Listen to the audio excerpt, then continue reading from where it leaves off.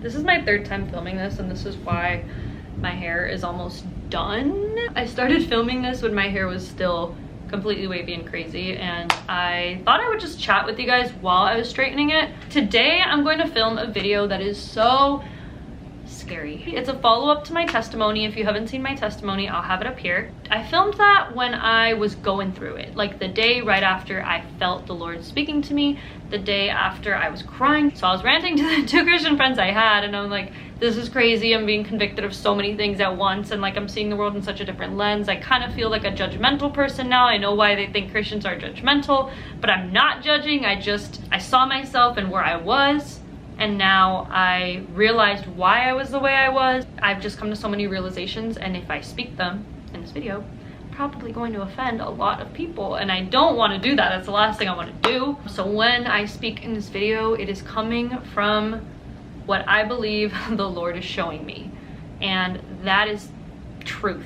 And if I say something in my opinion, I'll preface, but for the most part, this is something that's talked about in the Bible. What I was doing is exactly like the worldly things that the Bible speaks against doing. And I will be straightening my hair in the meantime. The heat protector that I just put on was this Amika Blockade one, so that's what I use. I love Amika. Their products are great. In that video, I basically talk about how one of my parents is Christian, so I did grow up with Christianity being a topic of conversation. I've had a Bible, I listened to like Christian music, but I truly didn't have my own personal relationship with Jesus. My prayers were always very rehearsed. Church and the Bible reading were very on and off things. And then it got the worst around 2017, 2018, when I was in my second half of college and started just partying, and that's kind of what I want to touch on in this video. As of recently, I have decided that I'm not interested in nightlife. Like, that is kind of like one of my big convictions was drunkenness. And I just don't think as a Christian it's the right thing to be taking shots and getting blacked out drunk and, you know, dancing in sexualized ways and dressing the way I was dressing and all of the above. I'm still perfectly happy to go to brunch and have mimosas or go to dinner and have a wine night, things like that. I'm so comfortable with. What I'm not comfortable with is just getting drunk at the bars, at the clubs.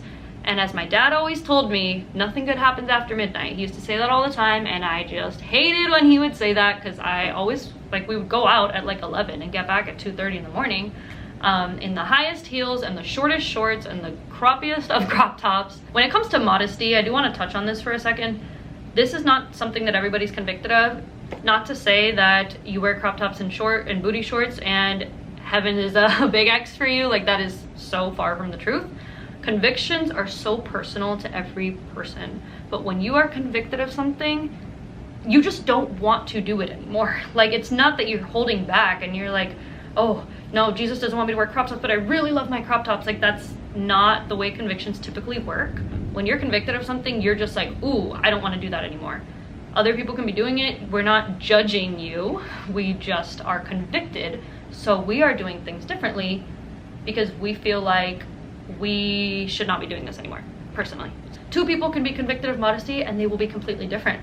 One person does not want to show ankles, they don't want to show collarbones, they don't want to show shoulders, they don't want to show stomach, anything like that. And the other person might be convicted of modesty but just doesn't want to show cleavage or areas down here. Some people are not comfortable with leggings or shorts, some people are. So for me, I just felt uncomfortable in any midi dresses. If I'm bending over and you can see stuff, I'm not comfortable with that. I got rid of 90% of my crop tops. The only ones I've kept are at least like a mock neck, so that like if I wear higher pants, I feel like I'm still covered up. But if they're low here and high here, I'm just not comfortable with that anymore. That has kind of been like my journey with modesty. It is raining so hard. I got rid of my shot glasses because I don't feel comfortable like taking shots. I just don't see the point of that lifestyle as a Christian. I don't enjoy it. I don't want to be there. Not to say that I'll never go to a bar or club again. You know, if we're having a celebration, I might show up, but I might be dressed completely different than everybody else and I might look like an oddball, but I'm gonna stay true to myself from now on. This is where it gets a little controversial. There's this big body positivity of show off more, show off your body, doesn't matter what size you are. The size thing, completely agree. Now, when it comes to just everybody in general, I don't think showing more skin is always the answer. It irks me, it does, because it's like, oh, I'm dressing like this because I feel confident and I'm doing it for myself and I feel like I look good, and I used to cover up and now I finally feel comfortable showing off more and now it's wrong. It's like, well, that wasn't really the answer. If I'm not comfortable wearing something in front of my grandparents, in front of kids, at church, at work, in front of a friend's husband or whoever, wife, if that's like weird, then why am I wearing it? You know, you have to question that. If you have certain outfits that are like only for certain people to see, only your friends, but you would never let your family see you in that, maybe question why that is. Maybe there's something wrong with the outfit then, because that's kind of a conviction in a way. It's like you're wearing all these layers at your family's house, and then when you leave to go out, you're gonna take half those layers off. It's like, why didn't you just wear that in front of everybody? Because there's clearly a sexual aspect to it. And that's my problem. It's like, why are we sexualizing ourselves when we want to feel beautiful inside? We don't need to sexualize ourselves to do that. Honor your body. Treat your body like a temple. Don't cheapen yourself. And I know the first thing that people will say is, well, that's fine if you feel that way. Go ahead and cover up, but I'm gonna keep showing my body the way I want to, and that's fine. It's not my job to change your mind. It's not my job to convict you, but just know that that's temporary happiness. The way your body looks, the way you feel like in the pictures that you're posting, that's all temporary and that will go away. And I feel very confident in the fact that the way I dress serves the Lord. It shows me as a person, shows the kind of wife that I want to be, the kind of mom that I want to be, the kind of example that I want to be to other people. Modesty is just so hard to talk about. So I don't know how I'm going to post this, but this just reminds me of Satan tempting Jesus and saying, you've been fasting? Why don't you turn those stones into bread and just eat? Why are you fasting? And it's the same thing. Why aren't you comfortable in your body? Just show off skin. Show it off. Who cares? Fulfill yourself. With the enemy, it's always about self-fulfillment, and that is temporary. You want to self-fulfill your soul, not the flesh. I just want to do other things that I feel like are not cheapening me or just kind of like doing damage to my body. Not sleeping well, putting in alcohol, nothing good comes from that. So it's hookups, it's alcohol, it's drugs, it's secular music about sex. Again, not to say I'll never be in those places. Jesus was in the craziest of places, but I will be there as an outsider. I'm not gonna be there as a worldly contributor. So I'd like to end this video with some lies that the enemy will tell you. One of the main things is, well, if a man looks at me and feels like I'm over-sexualized, he needs to learn self-control. It has nothing to do with how other people act.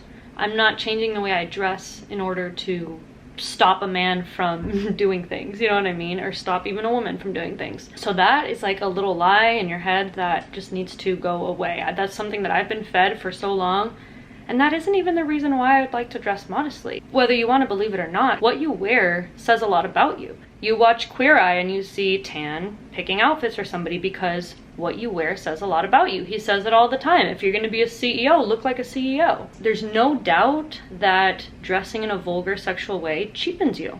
And it's a sad, unpopular opinion at the moment. Society wants you to believe that if you're doing that, you're the most confident. You're reaching a level that other people aren't at. They're not as confident as you. You're feeling yourself. But that is all a lie from the enemy. Even right now, I feel in a way like questioning, why am I posting this? Why am I sharing this?